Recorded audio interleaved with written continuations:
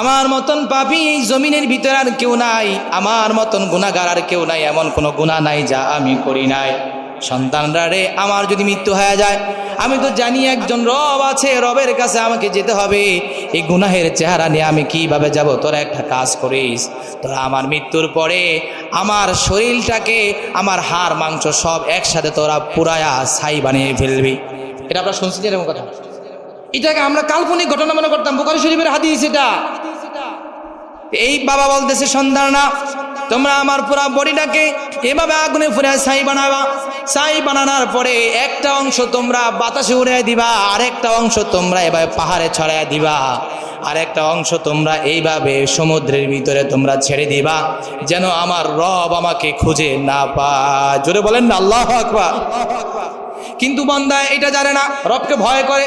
রব যে আমার সব কিছুকে একত্রিত করতে পারে, এই বিশ্বাসটা হয়তো বা ছিল না, বা ছিল, কিন্তু রবের ভয়ের কারণে ওটা হারিয়ে গিয়েছে। এই জন্য বান্দায় বলে, সন্তান তোরা সব জিনিস করবি, কর, না করলেও কোনো সমস্যা নাই, কিন্তু আমি যে ওসিয়তটা করে গেলাম আমার বাবা হিসাবে তোদের সন্তানদের কাছে, তোরা আমার এটা কিন্তু করবি। আমাকে তোরা এরকম করিস, আমাকে পরে এভাবে তোরা মিশিয়ে দিবি বাতাসের সাথে, পানির সাথে, যেন আমি রবের সামনে দাঁড়ানো লাগে। কারণ আমি এই পাপের চেহারা নিয়ে আমি আল্লাহর দরবারে কিভাবে দাঁড়াবো? আমার আল্লাহ পাক রব্বুল আলামিন, এই বান্দা যখন মৃত্যু হয়ে গেল, সন্তানগুলো বাবার ওসিয়ত অনুযায়ী বাবার সাথে এমনটি করলো। আল্লাহ রাব্বুল আলামিন বাতাসকে বললেন, বাতাস তোমার ভিতরে আমার বান্দার যে অংশটা আছে, অংশটা একত্রিত করে আমার সামনে জমা করে দাও। বাতাস আল্লাহর সামনে নিয়ে আসছে। আল্লাহ পাক রব্বুল আলামিন সমুদ্রকে বলল, রে সমুদ্র, তোমার ভিতরে আমার বান্দার যে অংশটুকু নিক্ষেপ করা হয়েছে আমার সামনে উপস্থিত করে দাও।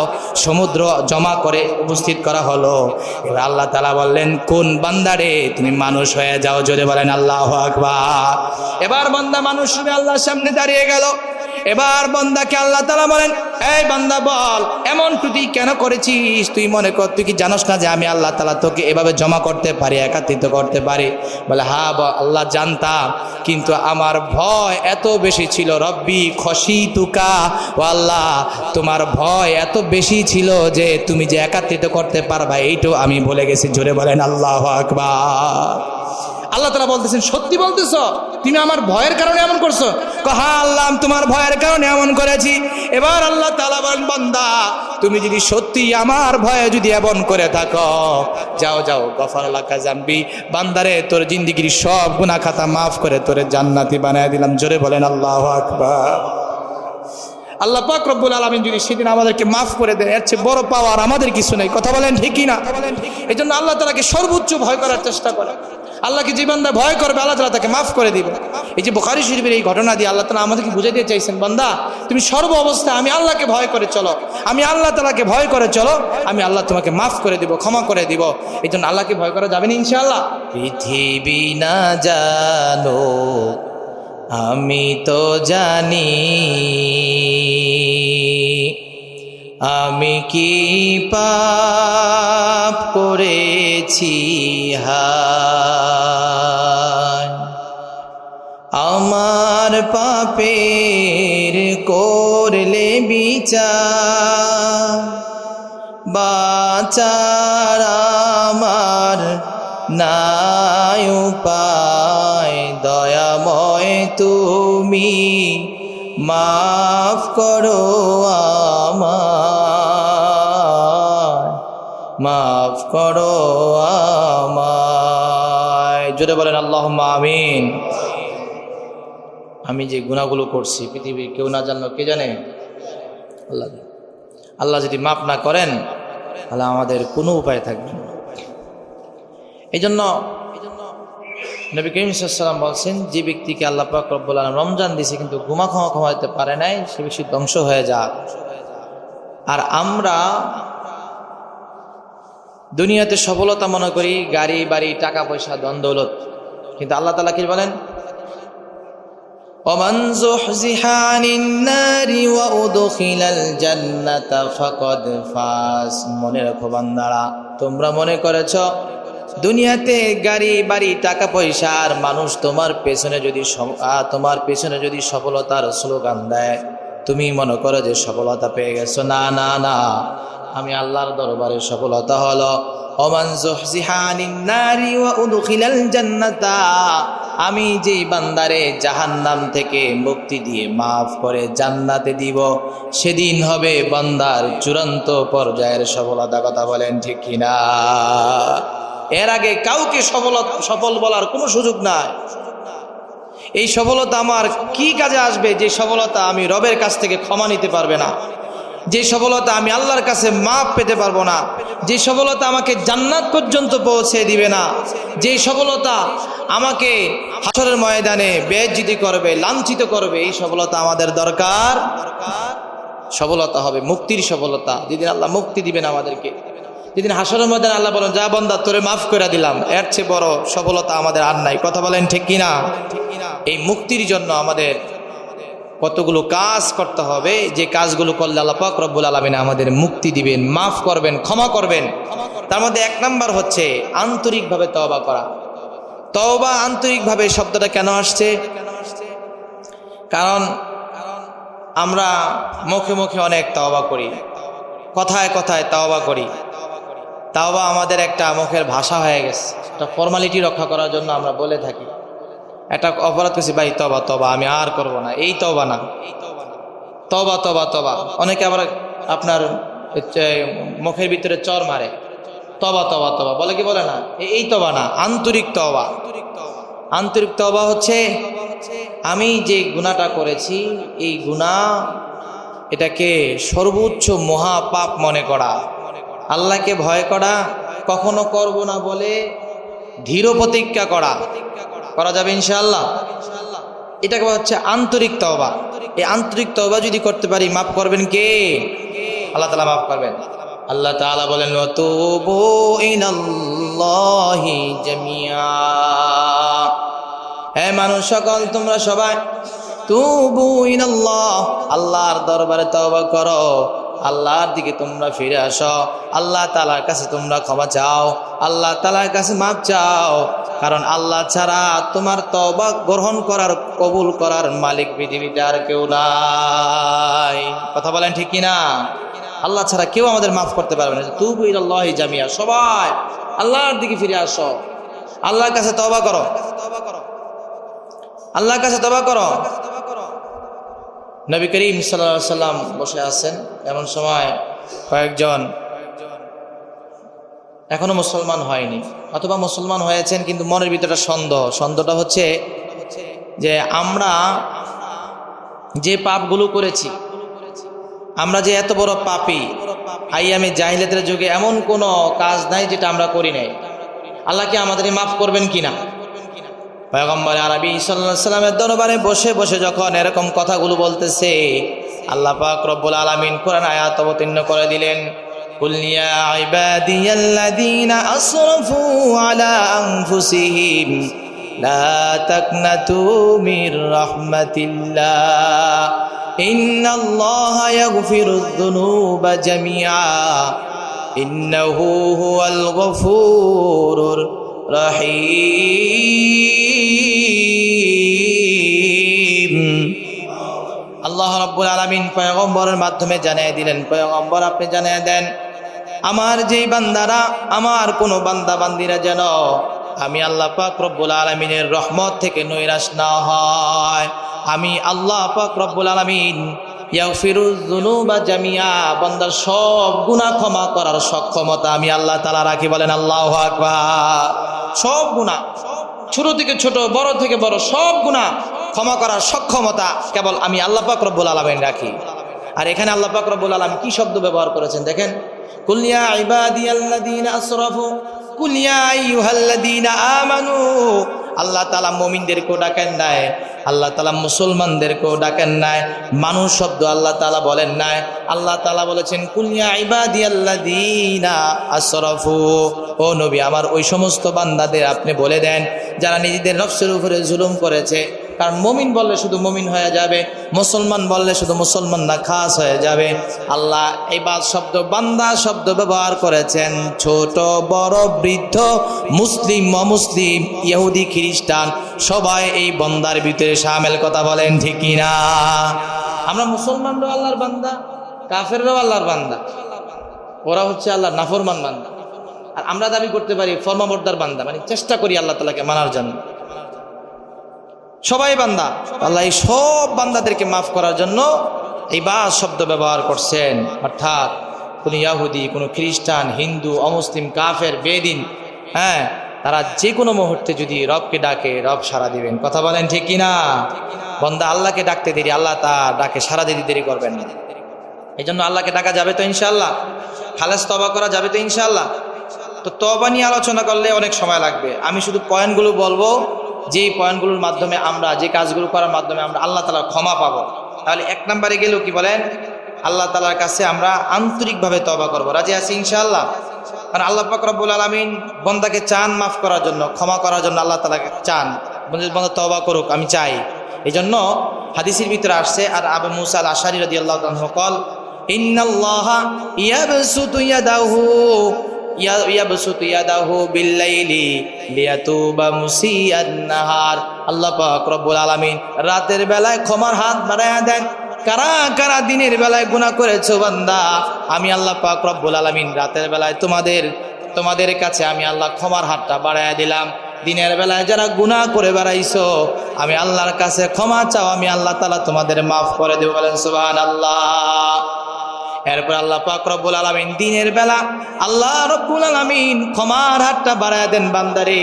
রাতের বেলায় যারা ঘুরে ঘুরে, যারা অন্ধকারের ভিতরে কেউ জানে না গুনাহ করেছ, আমি আল্লাহ জানি। আমি দিনের বেলা তোমার গুনাহ ক্ষমা করার জন্য ক্ষমার হাতটা বাড়ায় দিলাম, তুমি আমার কাছে ক্ষমা চাও। জোরে বলেন আল্লাহু আকবার। কতদিন পর্যন্ত এই নিয়ম চলবে? হাত্তা তাতলুয়া শামসু মিন মাগরিবিহা, পূর্ব দিক থেকে সূর্য উদিত হওয়ার আগ পর্যন্ত এই নিয়ম চলবে। পশ্চিম দিক থেকে সূর্য উদিত হওয়ার আগ পর্যন্ত এই নিয়মে আল্লাহ বান্দাকে ডাকতে থাকবেন। জোরে বলেন আল্লাহু আকবার। অর্থাৎ কিয়ামতের আগ পর্যন্ত আল্লাহ দিনের বেলা, রাতের বেলা হাত বাড়ায় রাখবেন বান্দাকে মাফ করার জন্য। এই জন্য তওবা করা যাবে ইনশাআল্লাহ। 2 নম্বর হচ্ছে, এই তওবাটার একটা উপায় হচ্ছে ইস্তেগফার পড়া। মানে তওবা সুযোগ হয় ওই ব্যক্তির, যে ব্যক্তির ভিতরে ইস্তেগফারের আমল থাকে। অর্থাৎ সবসময় ইস্তেগফার করতে হবে, আল্লাহ তাআলার কাছে মাপ চেতে হবে। যদি বান্দা আল্লাহ তাআলার কাছে মাপ চেতে পারে, তাহলে আল্লাহ পাক রব্বুল আলামিন তাকে পরিপূর্ণ আন্তরিক তওবা করার সুযোগ করে দেয়। 2 নম্বর হচ্ছে, আমরা আল্লাহ তাআলার কাছে ক্ষমা প্রার্থনা করব। তাওবা এক জিনিস, ক্ষমা প্রার্থনা আরেক জিনিস। তাওবা হচ্ছে নিজের সর্বোচ্চ দিয়ে অন্তরের গহীন থেকে আমি আর গুনাহ করব না, আল্লাহ দেখি ফিরে আসা। আর একটা গুনাহ হয়ে গেছে, যে কোনো মুহূর্তে, যে কোনো অবস্থায় গুনাহ হোক বা না হোক, আমরা মানুষ, কোন কাজে আমাদের গুনাহ হয়ে যায় আমরা কিন্তু জানি না। এই জন্য সবসময় আমাকে ইস্তিগফারের হালতে থাকা। আস্তাগফিরুল্লাহ, আস্তাগফিরুল্লাহ, আস্তাগফিরুল্লাহ। আল্লাহ আমাকে মাফ করো, আল্লাহ তোমার ক্ষমা চাই, আল্লাহ তোমার মাগফিরাত চাই। এভাবে বান্দা আল্লাহ তাআলার কাছে ক্ষমা চাওয়া। আল্লাহ রাব্বুল আলামিন পয়গম্বর আরবি সাল্লাল্লাহু আলাইহি ওয়াসাল্লামের মাধ্যমে জানায় দিলেন। আল্লাহ পাক রব্বুল আলামিনের পয়গম্বর বলেন, আল্লাহি ইন্নী লা আস্তাগফিরুল্লাহ ওয়া আতুবু ইলাইহি ফিল ইয়াউমি আকসারা মিন 70 মাররা। উম্মত রে, তোমরা গুনার সাগরে হাবুডুবু খাচ্ছ, তারপরও তোমরা ইস্তেগফার করো না। আমি নবীর কোনো গুনাহ নাই, আমার আল্লাহর ঘোষণা, সামনের পিছনের সব গুনাহ আমি আল্লাহ মাফ করে দিলাম নবী গো। তারপর আমি তোমাদেরকে তালিমান নাস, মানুষকে শিক্ষা দেওয়ার জন্য আমি আল্লাহ পয়গম্বর হয়েও আমি 70 বারের ঊর্ধ্বে আমি আল্লাহর কাছে ক্ষমা প্রার্থনা করি। জোরে বলেন আল্লাহু আকবার। নবী যেখানে 70 বারের ঊর্ধ্বে ক্ষমা প্রার্থনা করেন, সেখানে তো আমাদের কোনো উপায় নাই, আমাদের কোনো উপায় নাই। এজন্য আল্লাহ তাআলার কাছে বেশি বেশি মাপ চাওয়া, বেশি বেশি ইস্তেগফার করা। যদি আমরা আল্লাহ তাআলার কাছে ইস্তেগফার চাইতে পারি, আল্লাহ রাব্বুল আলামিন বলেন, ফাকুলতু আস্তাগফিরু রাব্বাকুম ইন্নাহু কানা গাফফারা। ও পয়গম্বর, আপনি বলে দেন, ফাকুলতু আস্তাগফিরু রাব্বাকুম ইন্নাহু কানা গাফফারা। ও নবী, আপনি জানায় দেন যে তোমাদের রবের কাছে তোমরা ক্ষমা চাও, ইন্নাহু কানা গাফফারা, কারণ তোমাদের রবই পারবেন তোমাদের মাফ করতে, কারণ তিনি ক্ষমাশীল। বলেন সুবহানাল্লাহ। রবের কাছে ক্ষমা চাও, ফাকুলতু আস্তাগফিরু রাব্বাকুম ইন্নাহু কানা গাফফারা ইউরসিলিস সামা আলাইকুম মিদরারা। এই যদি আমরা আল্লাহর কাছে ক্ষমা চাইতে পারি, আল্লাহ বলেন মানুষের গুনার কারণে অনাবৃষ্টি হয়, আর যখন বৃষ্টি না হয় তখন জমিনে ফসল বন্ধ হয়ে যায়, আল্লাহ বলেন, বান্দা গুনার কারণে পাপ করে করে আমাকে নারাজ করেছ, তুমি আমি আল্লাহ তাআলার কাছে ক্ষমা চাও। আমি আল্লাহ পাক রব্বুল আলামিন যে রহমতের বৃষ্টি আটকে দিয়েছি, আমি আল্লাহ তাআলা অজস্র বৃষ্টি দিয়ে দুনিয়াতে ভরে দিব। বলেন আল্লাহু আকবার। ওয়ায়ুমদিদুকুম বিআমওয়ালিন ওয়া বানিন, বান্দারে তোরে মাল দিয়া, সম্পদ দিয়া, সন্তান সন্ততি দিয়া আমি আল্লাহ তাআলা ভরপুর করে দিব। জোরে বলেন আল্লাহু আকবার। যারা সন্তান নাই বা সন্তান আছে, সন্তান থেকে ভালো কিছু আশা করা যায় না, খারাপ, এরা বেশি বেশি ইস্তেগফার করবেন। আল্লাহ বলছে ইস্তেগফার বললে ওয়ায়ুমদিদুকুম বিআমওয়ালিন ওয়া বানিন, বেশি বেশি সন্তান দিবেন, এর অর্থ এটা নয়, সাহায্য করার কথা বলছেন। ওয়ায়ুমদিদুকুম বিআমওয়ালিন ওয়া বানিন, সন্তান দিয়া, মাল দিয়া সহযোগিতা করবেন আল্লাহ তাআলা। অনেকের সন্তান অনেক, 7-8টা, কিন্তু একটাও মানুষ না, আছে না নাই? অমানুষ আছে না কতরি? আছে, তো কোনো কাজে আসে না। আল্লাহ বলতেছে যদি একটাও থাকে, এই একটা থেকে তোমার কাছ থেকে এমন সাহায্য পাইবা যে তুমি দুনিয়াতে রহমত এবং শান্তি লাভ করবা। সুবহানাল্লাহ পড়েন। এজন্য ইস্তেগফারের বিকল্প নাই, বেশি বেশি ইস্তেগফার করবেন, করা যাবে না ইনশাআল্লাহ। ওয়ায়ুমদিদুকুম বিআমওয়ালিন ওয়া বানিন, আল্লাহ পাক রব্বুল আলামিন বলেন, বান্দা ইস্তেগফার করো, পড়ো, ইস্তেগফার করো, ক্ষমা চাও, আমি মাল দিয়ে, সন্তান দিয়ে তোমাদের সাহায্য সহযোগিতা করব। দুনিয়ার মানুষের সাহায্য সহযোগিতা দরকার নেই, আল্লাহর কাছে সাহায্য সহযোগিতা চান, ইস্তেগফার পড়েন। আল্লাহ কোনভাবে আমাকে সাহায্য সহযোগিতা করবেন জানেন কি? আল্লাহ জানেন। এই জন্য ইস্তেগফার করা যাবে না ইনশাআল্লাহ। তো ইস্তেগফারের জন্য একটা দোয়া পড়া যেতে পারে। ক্বালা রাসূলুল্লাহি সাল্লাল্লাহু আলাইহি ওয়াসাল্লাম, মান ক্বালা আস্তাগফিরুল্লাহাল্লাযী লা ইলাহা ইল্লা হুয়াল হাইয়ুল কাইয়্যুম ওয়া আতুবু ইলাইহি, যে ব্যক্তি এই দোয়াটা পড়বে, আস্তাগফিরুল্লাহাল্লাযী লা ইলাহা ইল্লা হুয়াল হাইয়ুল কাইয়্যুম ওয়া আতুবু ইলাইহি, এই দোয়াটা যে বান্দারা পড়বে, এই বান্দা যদি জিহাদের ময়দান থেকেও যদি পলায়নকারী অপরাধী হয়, আমার আল্লাহ পাক রব্বুল আলামিন এই দোয়ার উসিলা করে তাকে মাফ করে দিবেন। বলেন সুবহানাল্লাহ। ফরজ বিধান জিহাদ, এখান থেকে পলায়ন করা সবচেয়ে বড় মারাত্মক গুনাহ। কোনো বান্দা যদি জীবনে আর এরকম পলায়নের কাজ করবে না, ভাগবে না, নিয়ত করে যদি একবার এই দোয়াটা পড়তে পারে, মাফ করার মালিক কে? তাহলে আমরা 2 নম্বরে ইস্তেগফার করব। 3 নম্বর হচ্ছে আমরা নামাজ আদায় করব। নামাজ আদায় করলে আল্লাহ গুনাহ মাফ করে। ক্বালা রাসূলুল্লাহ সাল্লাল্লাহু আলাইহি সাল্লাম, মান তাওয়াদ্দাওয়া নাহওয়া হাদা উযুই, যেই বান্দা আমি নবীর উজুর মতন উজু করবে, সুম্মা কামা, এরপরে সে নামাজের জন্য দাঁড়াবে, ফারাকা রাকাতাইন, এরপরে 2 রাকাত নামাজ পড়বে, লা ইউহাদ্দিসু ফিহা নাফসা, কিন্তু এই 2 রাকাত নামাজের ভিতরে বান্দা কোনো জিনিস কল্পনা করে নাই, কাউকে খুশি করার জন্য নিয়ত ছিল না, কাউকে খুশি করার জন্য নিয়ত ছিল না, খুশি করার নিয়ত ছিল একমাত্র আমি আল্লাহ পাক রব্বুল আলামিনকে। পয়গম্বর বলেন, এমন ব্যক্তিকে আল্লাহ পাক রব্বুল আলামিন গফরাল্লাহু লাহু মা তাকাদ্দামা মিন দামবি, এই 2 রাকাত নামাজ পড়ার আগে বান্দা যত গুনাহ করেছে আল্লাহ মাফ করে দিবেন। বলেন সুবহানাল্লাহ। জোরে বলেন না সুবহানাল্লাহ। উজুটা হতে হবে, নাহওয়া উযুই হাদা, নবী উজু কইরা এক সাহাবীরে দেখাইতেছে যে আমি যেভাবে উজু করলাম, এই উজুর মতন যদি তোমাদের উজুটা হয়, আর তোমরা যদি 2 রাকাত নামাজ পড়তে পারো, যে নামাজের ভিতরে লা ইউহাদ্দিসু ফিহা নাফসা, তোমার নফস অন্যদিকে যায় না, মানে উদ্দেশ্য ছিল একমাত্র আল্লাহ তাআলাকে খুশি করা, তাহলে এই 2 রাকাত নামাজের দ্বারা তোমার পিছনে সব গুনাহ মাফ হয়ে যাবে। সুবহানাল্লাহ। উজুটা ভালো করে করবেন। অনেকে উজুর ভিতরে চুরি করি, কোনো রকম ধুই, শীতকালে বেশি হয়, অনেক শুকনা থাকে, এই জন্য সাবধান। উজু না হলে নামাজ হবে না, কথা বলেন ঠিক না? নামাজ না হলে জান্নাতে যাওয়ার কোনো সুযোগ নাই। এই জন্য উজুর ব্যাপারে খুব সতর্ক থাকবো আমরা। তাই বলে আবার 3 বারে বেশি করলে আবার এটা ইসরাফ হয়ে যাবে। সুন্নতের নিয়তে কখনো কখনো নবী সাল্লাল্লাহু আলাইহি ওয়াসাল্লাম একবারও ধুইছেন, 2 বার, ওয়াহিদান মাররাতাইনি আও সালাসা। কখনো আল্লাহ নবী সাল্লাল্লাহু আলাইহি ওয়াসাল্লাম প্রত্যেকটা অঙ্গ একবারও ধুইছেন প্রয়োজনে অনুসারে, এখানে পানি অল্প, কথা কি বুঝতে পারছেন? তো সেখানে আল্লাহ নবী একবার ধুইছেন, কোনো জায়গায় 2 বার ধুইছেন, কোনো জায়গায় 3 বার ধুইছেন, সর্বোচ্চ 3 বার। 3 বারে বেশি করা যাবে, তবে 3 বার হচ্ছে নবী করিম সাল্লাল্লাহু আলাইহি ওয়াসাল্লামের সুন্নাত। 3 বার যদি কেউ অঙ্গগুলো ধোয়, তাহলে এখানে আর কোনো একটা অঙ্গ শুকনো আছে কোনো আশঙ্কা থাকে না।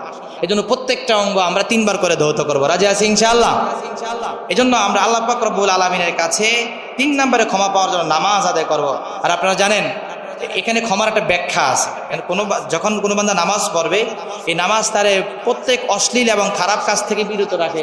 তো যে ব্যক্তি খারাপ কাজ থেকে বিরত, সে ব্যক্তি তো মাগফিরাত থেকেও খালি, কথা বলেন ঠিক না? অপরাধ করলে তো মাগফিরাতের বিষয় আসবে।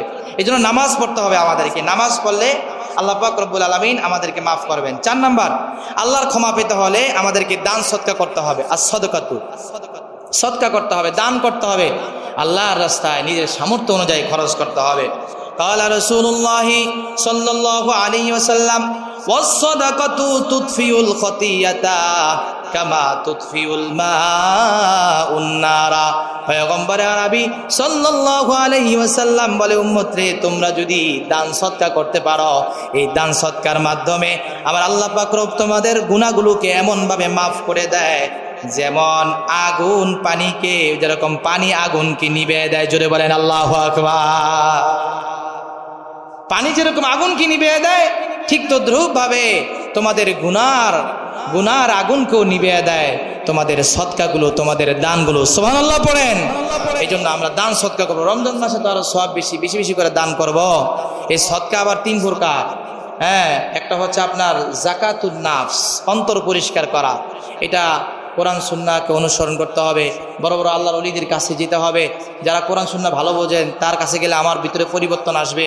আমিও আমার ওস্তাদের কাছে যাই, নিজেকে অনেকটা জিনিস বুঝি না, হ্যাঁ, নিজেকে পবিত্র বানানোর জন্য আমরা আমাদের মুরব্বীদের কাছে যাই, ওস্তাদের কাছে যাই। আপনারাও যাবেন, একজন ইমাম সাহেবের কাছে যাবেন, আলেমের কাছে যাবেন, গেলে আপনি পরিবর্তন হবেন। 2 নম্বর হচ্ছে জাকাতুল বদন, শরীরের জাকাত। শরীরের জাকাত দিবেন। শরীরের জাকাত হচ্ছে আপনার সদকাতুল ফিতরা আমরা যেটা দেই, অর্থাৎ আমার যে বদনের শরীরের যেটা জাকাত যেটা আছে, এটাও আমরা দিব। এটা সবার পক্ষ থেকে আদায় করা যায়, দেব তো ইনশাআল্লাহ। সবার পক্ষ থেকে, একার ছোট বাচ্চা থেকে শুরু করে সবার পক্ষ থেকে আদায় করা, যেটা করব। 3 নম্বর হচ্ছে জাকাতুল আমওয়াল। এই বিষয়টা খুব গুরুত্ব এখন বর্তমানে। মালের জাকাত দেওয়া।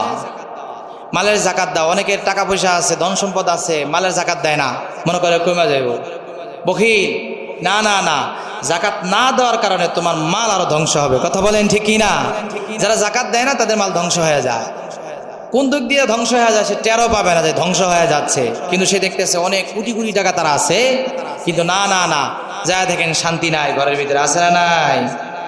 দেখেন এক একটা ব্যবসায়িক প্রজেক্ট লস হচ্ছে, আবার কেউ জাকাত দিয়েও ক্ষতিগ্রস্ত হচ্ছে। আল্লাহ তাআলা তাকে ভরসা দিচ্ছেন, তুমি ইনশাআল্লাহ অচিরেই আবার স্বাবলম্বী হয়ে যাবে। সুবহানাল্লাহ পড়েন। কারণ সদকা মানুষের মালকে বাড়ায় দেয়, আর সুদ মানুষের মালকে ধ্বংস করে দেয়। এই জন্য মাল বৃদ্ধি করার জন্য আমরা সদকা করবো, মালের জাকাত দিব, এমনি সাধারণ দান খরচ করবো। রাজি আছি ইনশাআল্লাহ। 5 নম্বরে আমরা আল্লাহর দয়া এবং ক্ষমা পাওয়ার জন্য 5 নম্বরে আমাদের কাজ করতে হবে, মানুষের প্রতি আমাদের রহম করতে হবে, মানুষের প্রতি আমাদের দয়া করতে হবে। আল্লাহ পাক রব্বুল আলামিন বলেন, ওয়ালিয়াফু ওয়ালিয়াসফাহু আলা তুহিব্বুনা আন ইয়াগফিরাল্লাহু লাকুম। বান্দারে, মানুষকে তোমরা মাফ করে দাও, সংশোধন করে দাও, মানুষকে ক্ষমা করে দাও। তোমরা কি চাও না যে তোমাদের রব তোমাদের মাফ করে দেন, তোমাদের রব তোমাদের ক্ষমা করে দেন? অর্থাৎ তোমরা যখন মানুষকে মাফ করে দিবা তো তোমাদের রবও তোমাদের মাফ করে দিবে। বলেন সুবহানাল্লাহ। কত সুন্দর করে বলছেন, আলা তুহিব্বুনা, তোমরা কি মহব্বত করো না, চাও না? আইয়াগফিরাল্লাহু লাকুম, যে আল্লাহ তোমাদেরকে মাফ করুক, তোমরা চাও না? অর্থাৎ আল্লাহর মাফ যদি তোমরা পেতে চাও তো মানুষকে মাফ করো। স্বামী স্ত্রীকে মাফ করে দেন, স্ত্রী স্বামীকে মাফ করে দেন, সন্তান বাবাকে মাফ করে দেন, বাবা সন্তানকে মাফ করে দেন। সমাজে যদি কারোর সাথে বেয়াদবি করে থাকেন তাহলে ক্ষমা চেয়ে নেন। আর যার কাছে ক্ষমা চাওয়া হবে সে মহান প্রভু হয়ে বসে থাকবেন না, আল্লাহ তাআলার গুণ, ক্ষমা করার গুণ নিয়ে তাকে মাফ করে দিতে পারলে মাফ করবে কে? স্বামী স্ত্রী মাফ করে দিবেন, একজন একজনকে মাফ করে দিবেন, সন্তান বাবাকে মাফ করে দিবেন। এই বোঝ হিংসা রাখবেন না। সন্তান ধ্বংস হবে আপনার কাছ থেকে ক্ষমা না পায়া, আর আপনি ধ্বংস হবেন সন্তানকে ক্ষমা না কইরা। কথা বলেন ঠিক? আর কার কাছে বলবো? ইলাল্লাহ। আমার সব হুজনি ওয়া বাসি ইলাল্লাহ, আমার সব কষ্ট ব্যথা আমি আল্লাহর দরবারে রাখলাম। এই দোয়ার ফলশ্রুতিতে আল্লাহর কাছে সবকিছু ছেড়ে দেওয়ার কারণে আল্লাহ তাআলা দোনো সন্তানকে ফিরিয়ে দিয়েছেন। সুবহানাল্লাহ পড়েন। এর পিছনে আবার আরেকটা দোয়া ছিল, ফাল্লাহু খায়রুন হাফিজা ওয়া হুয়া আরহামুর রাহিমিন। এই জন্য প্রিয় ভাইরা আমার, সব কিছু আমরা আল্লাহর উপরে হাওলা করে দিব। কার উপরে হাওলা করে দিব? আল্লাহ পাক রব্বুল আলামিনের ছেড়ে দিব। আল্লাহ পাক রব্বুল আলামিনের কাছে আমরা সব কিছু আমাদের অভিযোগ দিব, ইনশাআল্লাহ এটার ভালো কিছু আসবে। কিন্তু মানুষের প্রতি রাখবো না। মানুষকে মাফ করে দেওয়া শিখেন, মানুষকে মাফ করতে শিখেন, মানুষকে ক্ষমা করতে শিখেন। এই রমজান মাস যদি ক্ষমার এই গুণ আপনি অর্জন করতে পারেন, আল্লাহ আপনাকে মাফ করে দিবে ইনশাআল্লাহ, কোনো সন্দেহ নাই। কোরআনের কথা, আলা তুহিব্বুনা ইয়াগফিরাল্লাহু লাকুম, তোমরা কি চাও না যে তোমাদের রব তোমাদেরকে মাফ করে দেন? রব আমাদেরকে মাফ করবেন যদি আমরা মানুষকে মাফ করতে পারি। এই জন্য মানুষকে মাফ করতে হবে। 6 নম্বরে আমরা এই রমজান মাস আল্লাহ তাআলার কাছে মাগফিরাত পাওয়ার অন্যতম একটি সুবর্ণ সুযোগ হচ্ছে লাইলাতুল কদর। লাইলাতুল কদর, কারণ এই লাইলাতুল কদরটা আল্লাহ তাআলার কাছ থেকে মাপ পাওয়ার একটা মাধ্যম। এর কারণ হচ্ছে আম্মাজান পয়গম্বর আরবি সাল্লাল্লাহু আলাইহি ওয়াসাল্লামকে জিজ্ঞাসা করছেন, ইয়া রাসূলুল্লাহ, আমি যদি লাইলাতুল কদর পাই আমি আল্লাহর কাছে কি দোয়াটা করব, কিভাবে আমি রবের কাছ থেকে ক্ষমা নিব?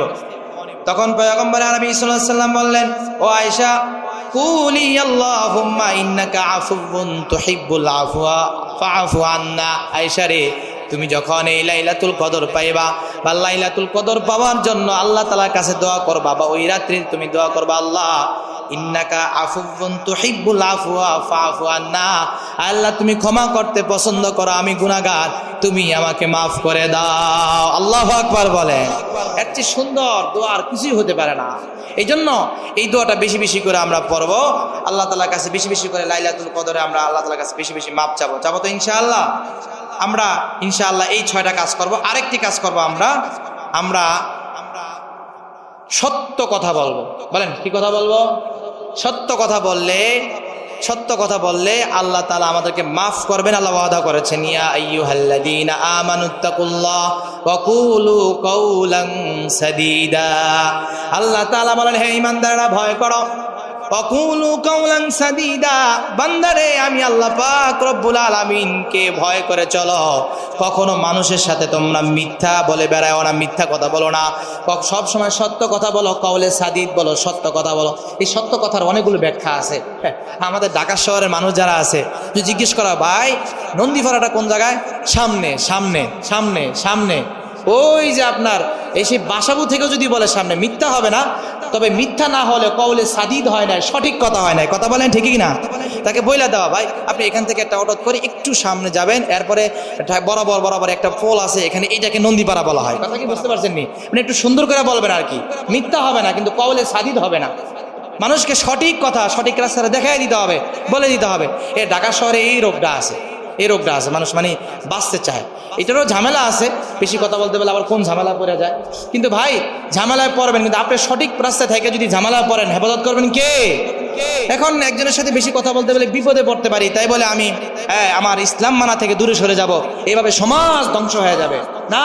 সর্বপ্রথম বিপদে পড়লে আমি পড়বো, ইসলামের কথা বলেই আমি বিপদে পড়বো। হেফাজত করবে কে? ইনশাআল্লাহ। এই নিয়ত করে যদি কেউ বলতে পারে, ইনশাআল্লাহ বিপদে পড়বে না। এরকম দুর্ঘটনা ঘটেও, তবে সবাই যদি এই সত্য কথা থেকে দূরে চলে আসে, মানুষকে সাহায্য করার জায়গা থেকে দূরে চলে আসে, তাহলে সমাজ ধ্বংস হয়ে যাবে, নষ্ট হয়ে যাবে। এভাবে তো সমাজে ঘুণে ধরে ফেলবে। আল্লাহ তাআলা আমাদের হেফাজত করেন, আমিন। তাহলে আমরা যদি কওলে সাদিদ বলতে পারি, কুলু কাওলান সাদীদা, আল্লাহ পাক রব্বুল আলামিন বলেন, ইসলিহ লাকুম আমালাকুম। 1 নম্বরে বান্দারে, তুমি যদি কওলে সাদিদ বলতে পারো, তোমার আমলগুলো আমি আল্লাহ তাআলা শুদ্ধ করে দিব। বলেন সুবহানাল্লাহ। ওয়া ইয়াগফির লাকুম যুনুবাকুম। 2 নাম্বার, বান্দা আমি আল্লাহ তাআলা তোমার জিন্দেগির সব গুনাহ খাতা মাফ করে দিব। বলেন সুবহানাল্লাহ। কওলে সাদিদের এত দাম যে আল্লাহ পাক রব্বুল আলামিন আমাদের গুনাহ খাতা মাফ করে দিবেন। এই জন্য চেষ্টা করবো ইনশাআল্লাহ 7 নম্বরে কওলে সাদিদ করার জন্য, এবং আল্লাহ তাআলার কাছে বেশি বেশি করে ইনশাআল্লাহ আমরা দোয়া করবো যে আল্লাহ যেন সত্য কথা বলতে পারি, সত্য কথা যেন মানুষের ভিতরে আমরা ছড়ায় দিতে পারি। 10 নম্বরে একটা কাজ আমাদের করতে হবে, তা হচ্ছে মা বাবার সাথে সৎ ব্যবহার করা। মা বাবার সাথে কি বলেন? আর এটাও নবী আমিন বলছেন, জিবরাইল দোয়া করছেন, নবী আমিন বলছেন। এটাও যে ব্যক্তি মা বাবা পাইল একজনকে অথবা দুইজনকে পাইল, পাওয়ার পরও তাদের কাছ থেকে এই বান্দা খেদমত কইরা জান্নাত অর্জন করতে পারে নাই, এই ব্যক্তি ধ্বংস হয়ে যাক। জিবরাইল বলছেন আর নবী বলছেন কি? চিন্তা করেন, এমন 2 ব্যক্তি, একজন বলেছেন আরেকজন আমিন বলেছেন, দোয়া কবুল হইতে দেরি। এজন্য বাবা মার সাথে বড় কষ্ট হয়। একজন মহিলা আমার কাছে এসে বলছে, আমি চোখের পানি ধরে রাখতে পারিনি। তার ভাইরা একজন পানি উন্নয়ন বোর্ডের প্রধান, আরো এরকম সবাই বড় বড় চাকরিজীবী। আমার হৃদয় চোখ দিয়ে মানে কি বলবো, আমি নিজেকে কন্ট্রোল রাখতে পারি নাই। আমি দাঁড়ানো ছিলাম, আমি আমার ওই ডাইনিং স্পেসের ইয়ার উপরে সোফার উপরে বসে পড়ছি। তার কথা শোনার পরে বলতেছে, হুজুর আমার মাকে আমার কোনো একটা ভাই রাখে না। 6 মাস কষ্ট করে এক ভাই বনশ্রী বাসা, বাড়ির মালিক, তার বাসায় রাখছি। 6 মাস পরে মারা যায়, আর মার চেহারার দিকে তাকাইতে পারি না। আমরা মারে নিয়ে আসছি সেখান থেকে। দুই বোন আছে, দুই বোন না কয় বোন জানে, এক বোন রাখে স্বামীর কাছ থেকে টাকা টোকা নিয়ে টিয়া এই বোনেরা এই ভাই মারে চালায়। এই নাফরমান সন্তান এরকম আছে না নেই বলেন? বলতেছে মাকে বৃদ্ধাশ্রমে দেওয়ার জন্য। তো বৃদ্ধাশ্রমে ফোন দেওয়া হয়েছে। বৃদ্ধাশ্রমে ফোন দেওয়ার পরে ওরা বলছে যে আপনার মাকে হাঁটতে চলতে পারে, নিজের খোঁজখবর রাখতে পারে, তাহলে বৃদ্ধাশ্রমে পাঠান। কিন্তু যদি নিজের খোঁজখবর না রাখতে পারে তাহলে এখানে পাঠায় কোনো লাভ নাই, তাহলে এখানে এসে মরবো। কথা বলেন ঠিকই না? তো মার অবস্থা খুবই খারাপ, তার বৃদ্ধাশ্রমও দিতে পারতেছে না। আর মাকে রাখার দায়িত্ব তো বোনের না, সন্তানের। বোনরা পরের ঘরে থাকে, আরেকজনের দায়িত্ব আরেকজনের মাথাতে থাকে। এই জন্য খুব সাবধান যে কুলাঙ্গাররা মা বাবার সাথে বেয়াদবি করে ওরা কখনো রবের ক্ষমা পাবে না। কথা বলেন ঠিকই না? এখনো যারা এই রোগের সাথে সম্পৃক্ত আছে আল্লাহর কাছে তওবা করেন। মার যা পাও ধরে কান্না করেন, মা ভুল করে ফেলছি, আমাকে মাফ করে দেন। একটা ভিডিও দেখলাম, আরেক কুলাঙ্গার মাকে গর্তের ভিতরে ফেলে দিচ্ছে। এমন কুলাঙ্গার সমাজে বেড়ে গেছে ইসলামী শিক্ষা না থাকার কারণে। কোরআন শিক্ষান, সন্তানকে দিন শিখান। আপনি ইঞ্জিনিয়ার বা ডাক্তার বানান, প্রথমে প্রাথমিক তারা ইসলামিক জ্ঞানটা দেন। ইনশাল্লাহ এই সন্তান কখনো কখনো আপনাকে বৃদ্ধাশ্রমে দেওয়ার পরিকল্পনা করবে না। কত বড় বড় চাকরিজীবী হয়েও তারা আজকে তার মার খোঁজখবর নেয় না, মাকে দেখে না। এই জন্য খুবই সাবধান। মাগফিরাত পাওয়ার জন্য আমাদের 8 নম্বর কাজ করতে হবে, আমরা আল্লাহ পাক রব্বুল আলামিনের কাছে মাপ চাওয়ার জন্য মা বাবার খেদমত করতে হবে। রাজি আছেন ইনশাআল্লাহ? আর মা বাবা এটা কেমন এক নিয়ামত যে রব নিজে দোয়া শিখিয়ে দিতেছেন, ওয়াকফিজ লাহুমা জানাহা যুল্লি মিনার রাহমা, দয়া বিনয়ের ডানা তাদের সামনে বিছিয়ে দাও। তাদের সামনে তুমি নিজেকে বড় বলে উপস্থাপন করো না, তুমি জানো, তুমি বোঝো, তুমি সবকিছু করো, এটা বলে কখনো তুমি উপস্থাপন করবা না। বিনয়ের ডানা দিয়া তুমি সব সময় তাদের সামনে বিনয়ের ডানা তুমি বিছিয়ে দাও মা বাবার সামনে। কারণ মা বাবা হচ্ছে আমাদের জন্য আল্লাহ পাক রব্বুল আলামিন হযরত ইউসুফ কথা তো অনেক চলে আসতেছে। ইউসুফ আলাইহিস সালাম রাআইতু আহাদা আশারা কাওবান ওয়াশ-শামসা ওয়াল কামারা রাআইতুহুম লিসাজিদিন, আমি দেখতেছি 11টা জিনিস, চন্দ্র সূর্য তারকা আমাকে সিজদা করতেছে। 11টা তো 11টা 9জন হচ্ছে ভাই, আর ওয়াশ-শামসা ওয়াল কামারা, শামস মানে হচ্ছে পিতা আর কমার হচ্ছে মা। আল্লাহ তাআলা বুঝাইছেন, এর ব্যাখ্যা স্বপ্নের ব্যাখ্যা আসছে। শামস মানে হচ্ছে পিতা, পিতাকে সূর্যের সাথে তুলনা করা হয়েছে। বন্দারে সূর্যের আলো দিয়ে, আলো ছাড়া যেরকম দুনিয়াতে কোনো কাজ তুমি সফলভাবে করতে পারবা না, দুনিয়ার কোনো কাজ যদি আল্লাহ তাআলা অন্ধকার বানায় দেয় করতে পারবা না। এই জন্য দুনিয়াতে সূর্যের আলো প্রয়োজন আছে। বাবা মাথার ঘাম পায়ে ফেলে তোমার জন্য কত কষ্ট করে। এই জন্য কোরআনের ভিতরে বাবাকে আল্লাহ পাক রব্বুল আলামিন সূর্যের সাথে তুলনা করেছেন। জোরে বলেন আল্লাহু আকবার। ওয়াল কামারা, মাকে আল্লাহ পাক রব্বুল আলামিন চন্দ্রের সাথে তুলনা করেছেন। চন্দ্রের আলো যদি দুনিয়াতে রাতের অন্ধকারে না হয় কোনো ফল মিষ্টি হবে না, কোনো ফল পাকবে না, মিষ্টি হবে না। মা কত চন্দ্রের মতন, চন্দ্র যেরকম আলো দিয়ে মানুষের খাবারের মিষ্টি যোগায়, রাতের অন্ধকারে স্বাভাবিক রাখে। মা রাতটাকে আরামের ঘুমকে হারাম করে সন্তানকে এভাবে আগলে রাখে। জোরে বলেন আল্লাহু আকবার। সেই মা বাবার সাথে যারা বেয়াদবি করবে, আর রব তাদেরকে বলেন তো কিভাবে ক্ষমা করতে পারে? রব তাদেরকে কিভাবে মাফ করতে পারে? তারা কিভাবে জান্নাত পাবে বলেন? এই জন্য মা বাবার সাথে যারা বেয়াদবি করেছেন মাফ চেয়ে নেন, ক্ষমা চেয়ে নেন, ক্ষমা চেয়ে নেন। আর যদি মা বাবা ইন্তেকাল হয়ে থাকে মা বাবার নামে দোয়া করেন, প্রচুর পরিমাণে কান্না করেন, দরজা আটকায় জোরে চিল্লা কান্না করেন, হৃদয় থেকে কান্না করেন, চোখ ভাসিয়ে ফেলেন, জামা কাপড় ভাসিয়ে ফেলেন মা বাবার জন্য, তো আল্লাহ তাআলা মাফ করবে, না হলে মাফ করবে না। হাজারো ইবাদত করে দান সদকা করো, কিন্তু আপনি কখনো মালিকের বানানো জান্নাতে যেতে পারবেন না। ও আবার শুনছি ওই কুলাঙ্গার গুলা নাকি বলে হাজার হাজার টাকা জাকাত দেয়। আপনারা আমার কথাকে অবাস্তব মনে করতেছেন? সে মনে হয় আমার এই মাইকের আওয়াজ শুনতেছে যে মা আমার কাছে এই কথাটা বলছেন, তার মায়ের এই দুর্ঘটনা শুনতেছে, স্পষ্ট মাইকের আওয়াজ যাচ্ছে তার বাসা, মিথ্যা না। এই জন্য খুব সাবধান, মা বাবার সাথে কখনো খারাপ করা যাবে না। আল্লাহ পাক রব্বুল আলামিন আমাদের মা বাবার খেদমত করে জান্নাত অর্জন করার তৌফিক দান করবেন, আমিন। 9 নম্বরে আল্লাহর ক্ষমা পাওয়ার জন্য আল্লাহকে ভয় করতে হবে। কি করতে হবে বলেন? ভয়। আল্লাহর ভয় যখন আমাদের অন্তরের ভিতরে থাকবে তখন আল্লাহ তাআলা আমাদের মাফ করবেন। হাদিসের ভিতরে একটা চমৎকার ঘটনা আসছে।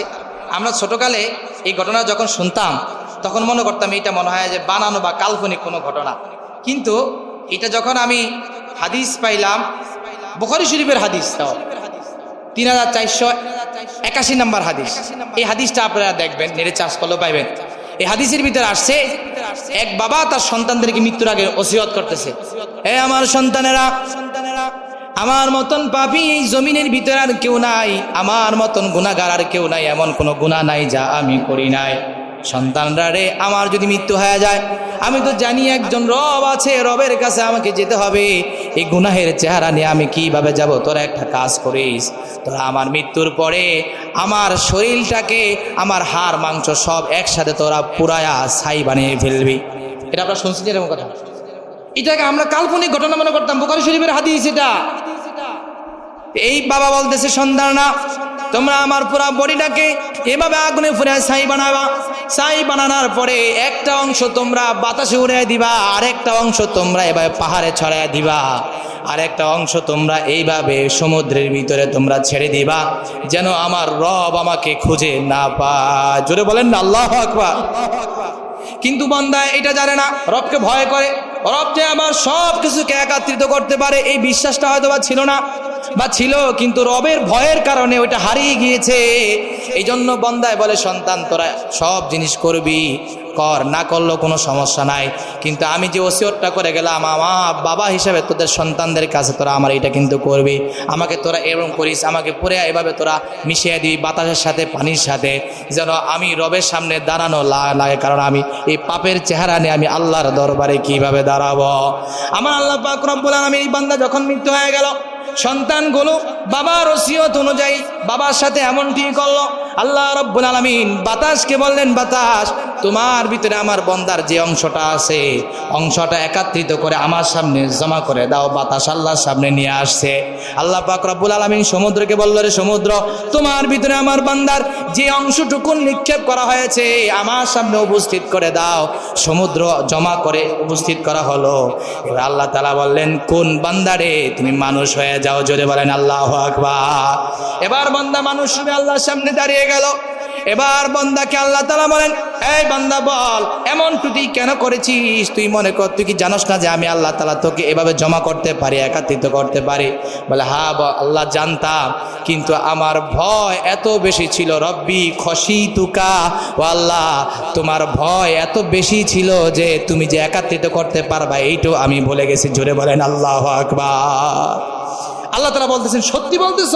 তুমি আমার ভয়ের কারণে এমন করছো? হ্যাঁ আল্লাহ, তোমার ভয়ের কারণে এমন করেছি। এবার আল্লাহ তাআলা বলেন, বান্দা তুমি যদি সত্যি আমার ভয়ে যদি এমন করে থাকো, যাও যাও, গফার লাকা জামবি, বান্দারে তোর জিন্দেগির সব গুনাহ খাতা মাফ করে তোরে জান্নাতি বানায় দিলাম। জোরে বলেন আল্লাহু আকবার। আল্লাহ পাক রব্বুল আলামিন যদি সেদিন আমাদেরকে মাফ করে দেন, এর চেয়ে বড় পাওয়ার আমাদের কিছু নেই। কথা বলেন ঠিক কি না? এই জন্য আল্লাহ তাআলাকে সর্বোচ্চ ভয় করার চেষ্টা করে। আল্লাহকে যে বান্দা ভয় করবে, আল্লাহ তাআলা তাকে মাফ করে দিবে। এই যে বুখারী শরীফের এই ঘটনা দিয়ে আল্লাহ তাআলা আমাদেরকে বুঝাই দিয়ে চাইছেন, বান্দা তুমি সর্ব অবস্থায় আমি আল্লাহকে ভয় করে চলো, আমি আল্লাহ তাআলাকে ভয় করে চলো, আমি আল্লাহ তোমাকে মাফ করে দিব, ক্ষমা করে দিব। এই জন্য আল্লাহকে ভয় করা যাবে না ইনশাআল্লাহ। এই 9 মাধ্যমে আমরা আল্লাহ তাআলার ক্ষমা পেতে পারি। এই 9টি মাধ্যম, এই 9টি বিষয় ইনশাআল্লাহ আমরা যদি মুখস্থ করে বা আমলে আনতে পারি, ইনশাআল্লাহ আল্লাহ তাআলা আমাদের মাফ করবেন। এই জন্য দোয়া করা যাবে না ইনশাআল্লাহ। আল্লাহ তাআলার কাছে আমলগুলো করা যাবে না ইনশাআল্লাহ। মাগফিরাত আল্লাহ তাআলা চান বান্দাকে মাফ করতে, কিন্তু বান্দা তো চাইতে হবে। হাদিসের ভিতরে আসছে, আল্লাহ পাক রব্বুল আলামিন দৈনন্দিন প্রথম দুনিয়ার আসমানে চলে আসেন, এসে বলেন যে উদউনি, তোমরা আমাকে ডাকো, ফাস্তাজিবু লাহু, আমি তোমাদের ডাকে সাড়া দিব। আসআলুনি, আমার কাছে চাও, ফাউতিয়াহু, আমি তোমাদের দিয়ে দিব। কোনো সমস্যার ভিতরে পড়ছো, সমস্যা থেকে উদ্ধার হওয়ার জন্য আমার কাছে চাও, সেটাও আমি তোমাদেরকে বিপদ থেকে মুক্তি দান করবো। সুবহানাল্লাহ পড়েন। প্রতিদিন আল্লাহ তাআলা বান্দাকে এইভাবে ডাকে। প্রিয় ভাইরা আমার, এই জন্য আল্লাহর ক্ষমা ছাড়া আমাদের কোনো গতি নাই, আমাদের কোনো নাজাত নাই, আমাদের কোনো মুক্তির কোনো পথ নাই। আল্লাহ পাক রব্বুল আলামিন এই আমলগুলো করে, 9টি আমল করে আল্লাহর ক্ষমা পাওয়ার তৌফিক আল্লাহ তাআলা আমাদের দান করেন। বলেন আমিন। ওয়া আখির দাওয়াল আলহামদুলিল্লাহি রাব্বিল আলামিন। যারা